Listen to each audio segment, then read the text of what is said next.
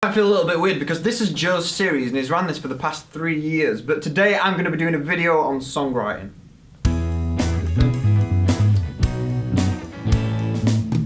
More in depth to songwriting. I want to talk about writing riffs, because writing riffs is something that is very, very important for a typical rock band.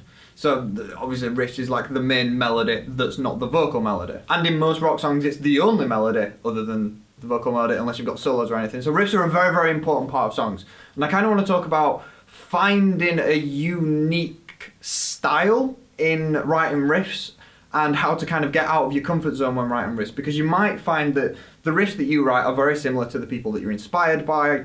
You write riffs that are very similar to songs that you already know, or you're at least playing in the same kind of area or using the same kind of things like what you already know. There's a few things that I've recently been trying to do when writing riffs that helps to bring out creativity in a way that you've not done before. So just little stuff like, when I first started the band that I'm in now, wrote a lot of riffs on the lower two strings, using chords rather than single string, and just kind of stayed to like there and below. Like there's a load of riffs that are there and there and there and there, and doing that. And I got so used to writing riffs around those notes. So I was like, right, I want to write different riffs. So a really simple thing that you can do is just go, right, I'm going to play a riff in a different part of the guitar. This works on piano, this works on bass, whatever. Just go, I'm going to play somewhere else. I've got an example that I'm going to show for this episode. I want to talk about two different things, and the riff works for both of the things that I want to talk about.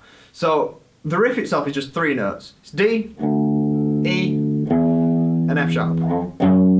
Just 3 notes, super simple, but the riff itself wouldn't have come about if I'd have stayed around those 3 notes there. What I was doing was I started writing stuff and going, right, I'm going to go above the 12th fret and just write stuff up here, with occasionally dropping in notes that are lower. So this is the riff that I came up with just from going, okay, I'm going to play in a different place. I came up with this.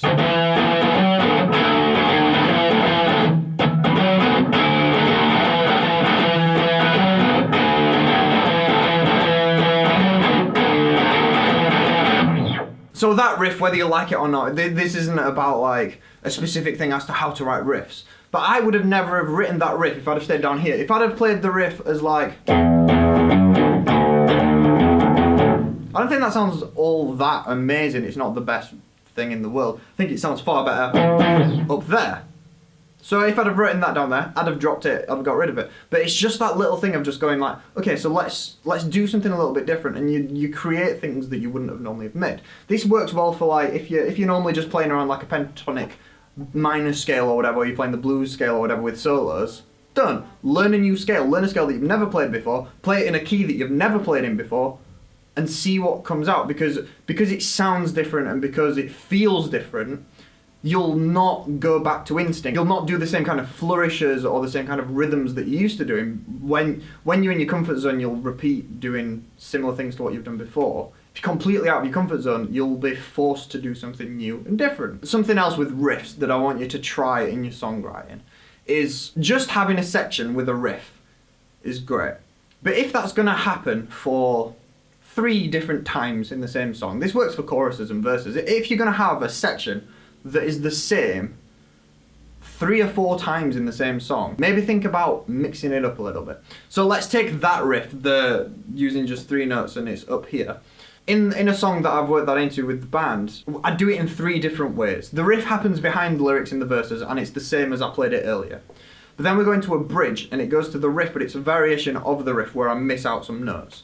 And then it goes to a heavy version of the riff after that, where I actually go to playing it down there but on chords. And it's the same riff, but it's 3 different styles of the same riff in a song that can really help make a song feel more dynamic. Is dynamic the right word? Well, it adds variation, whereas it's just a really simple riff.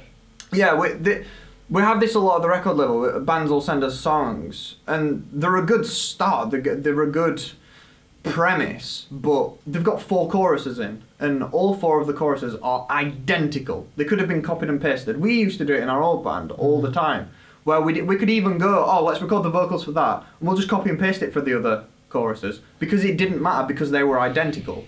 It's a really bad way of having a boring song. I don't know if we mentioned this actually in the video when you made the video on Are Your Songs Boring? One thing that can make a boring song is having the same section of a song repeat and it be exactly the same each time. So I want to show you the riff and the evolutions of the riff. I'll put on the screen what the evolution is.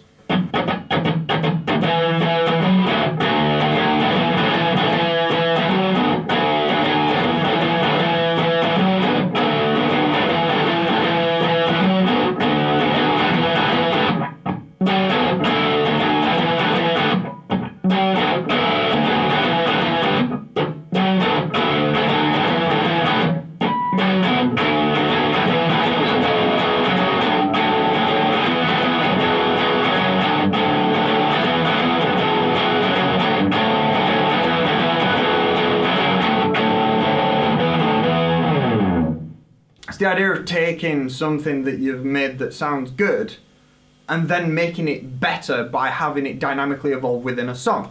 That you could have it so that if you had a riff and you could start the song with the quieter version of the riff. We talked about this when Joe reviewed and talked in depth about the I Set the Sea on Fire song that we did. That song starts with a version of the riff that's kind of died down and is a kind of like a foreshadowing of what the riff will eventually be. Try and do something like that. So don't just have it so that you have a riff section and it just starts and that's as much as that section evolves. Have it so that you have the riff section, but then the next time you do the riff section, change something up. Have it a bit quiet, have it a bit louder, have an effect on it, have more notes in it, have it, don't know, anything. This works with vocal lines or chord progressions or anything. Just think about how you can have sections evolve while keeping them the same section. So you could have the same melody going over the top, you could have the same chords as the backing, you could have the same bass line, but change other things so that the section feels like it's evolving throughout the song. If you enjoyed this video and would like to see less of my face and more of Joe's face, there is more of this series and you can click the playlist that's about here-ish. And we also have a best of playlist that you should probably check out because it's all of our best videos. That's over there. Thank you very much for watching. Hope you have a good day.